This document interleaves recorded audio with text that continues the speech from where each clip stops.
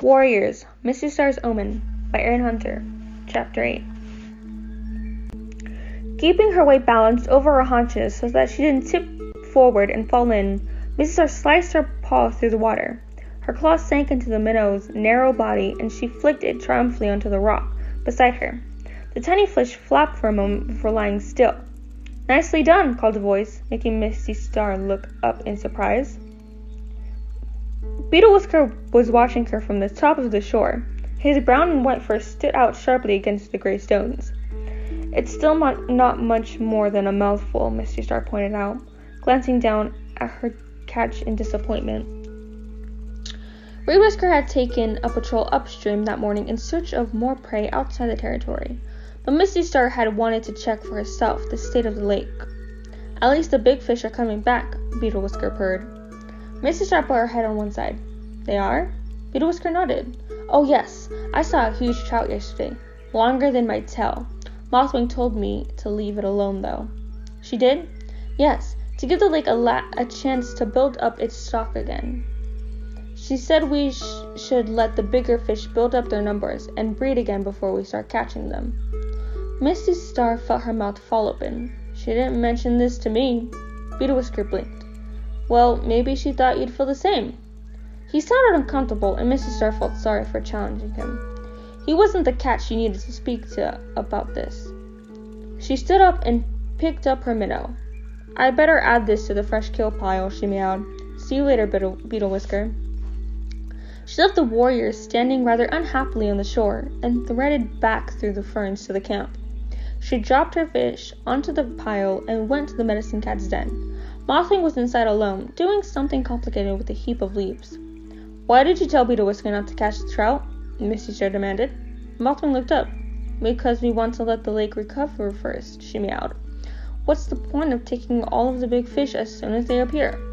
"That should have been my decision," Mistystar insisted. She knew she was being stubborn. Mothwing had a fair point, but she couldn't help feeling that she was being deliberately undermined. "You weren't there," Mothwing pointed out, "and I'm allowed to have an opinion, aren't I?"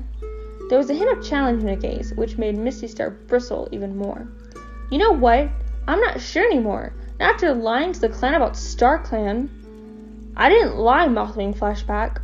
"By letting us believe you could be our medicine cat, you did." Mothwing stared at her. "Are you saying you don't trust me to do anything?" Mistystar felt her toe droop. "I don't think I do," she murmured. "Everything's going wrong. The clan is still hungry, and I need StarClan to know that they can send us signs at any time. Willow will tell you if she sees a sign. Will she really? Or is her loyalty to you too strong?" Mistystar suddenly felt very tired. "Please accept that you can no longer be a medicine cat, Mothwing, before StarClan gives up on us completely." Mothwing curled her tail over her back and patted out of the den. "Just because I don't believe in StarClan, Mistystar, you don't have to give up your faith in them," she whispered on her way past. As Mistystar followed Mothwing away from the rocks, she heard a small commotion beside the fresh kill pile. Mossypaw was bickering with Choppaw over who should have the last piece of squirrel. "At least they're getting a taste for land prey," Mistystar thought. She didn't have the energy to sort out the apprentice's quarrel, so she headed for the entrance and pushed her way into the middle of the territory, where the bushes grew most densely. It was quiet and sheltered under here, and she found a patch of dry leaves to lie down on. She listened to the leaves on the holly tree rattling in the breeze, and watched a few late elderflower petals drift down in front of her. Something stirred in her mind. Hadn't Rushpaw described a place under an elderflower bush next to a holly tree where he and Hollowpaw had practiced their battle techniques? Mistystar looked around. Holly trees weren't common in their territory, and she was pretty sure there wasn't another one so close to an elder bush. But the ground was smooth and the layer of fallen leaves undisturbed. There had been no fighting here for a long while. Had Rushpaw lied? Mistystar shrugged. She'd question where the apprentices were again later. Whatever they were up to, it could wait. She closed her eyes and pictured her clanmates roaming across the marsh and up the stream in search of food. Was Beetle Whisker right? Were the trout really coming back to the lake? And if so, would her warriors be able to resist catching them until the water was fully stocked? Mistystar felt warm breath on her ear, and a familiar heartbreaking scent wreathed around her. There are more sources of prey than the lake, whispered a voice. Mistystar rolled around, peering into the shadows. Stonefur, are you there? There was nothing but silence, but Stonefur had visited her. StarClan was still watching them. We're going to survive, Mistystar thought joyously. Suddenly the branches crashed, and Reed Whisker burst through the bushes. Mistystar, come quick! Hollowpaw and Rushpaw are in trouble. Mistystar leaped up. Where are they? Reed Whisker skidded to a halt, his expression grim. By the two-leg dens. Mistystar didn't ask for an explanation. She just followed her deputy at a sprint through the bushes, down to the stream, and along the muddy bank that led out of their territory. What in the name of StarClan are Hollowpaw and Rushpaw doing there? They weren't part of Reed Whisker's patrol. Reed Whisker clawed his way to the top of the bank with Mistystar close behind him, and the two cats stood panting on the vast stretch of grass. Reed Whisker pointed with his tail. Mallownose, Grey Mist, and Robin Wing are by the boundary. Can you see? Mistystar narrowed her eyes against the wind. She could just make out the pale furred shapes of her clanmates crouching by the long wall of stones that marked the edge of the field. Where are the apprentices? On the other side of the wall, by the two-leg den. They're trapped in a corner by a pair of dogs. Reed Whisker glanced at Mistystar. It looks pretty dangerous. We have to get them out, Mistystar exclaimed. Of course, Reed Whisker meowed. I just wanted to warn you, that's all. But Mistystar was already tearing over the grass, leaping high with each stride to avoid being caught in the dense stalks. Reed Whisker caught up to her with a few bounds, and they raced side by side to the wall where the others were waiting. Are the dogs still there? Reed Whisker demanded. Grey Mist nodded, her eyes huge and her fur fluffed up. Mistystar jumped on top of the wall. She almost fell off again when she saw the two huge black and brown dogs snarling at the edge of the two-leg den. Cowering under a tiny stone ledge were the RiverClan apprentices. Help! Help! Shrieked Hollowpaw as one of the dogs thrust its muzzle under the ledge. Get back, you brute! Rushpaw hissed, and Mistystar saw one of his paws flash out, catching the dog on its nose. The dog merely shook its head and curled its lip again. Twin strands of jewel hung from its jaws. Great StarClan, Mistystar whispered. Reed Whisker appeared beside her on the wall. You and the others distract the dogs, he meowed. I'll go along the fence. He gestured with his tail to a narrow wooden barrier running from the wall to the two-leg den, and lead Hollowpaw and Rushpaw out. It's too far for you to go on your own, Mistystar gasped, studying the distance between the wooden fence and the tiny ledge of stone. The apprentices won't come out on their own, Reed Whisker meowed. You have to trust me, Mistystar. Mistystar gazed at her son. I do trust you, she mewed. Just be careful, please. I will, Reed Whisker promised. I value my pelt even more than you do. He teased over his shoulder as he turned to the warriors crouching below. Come up here, he called.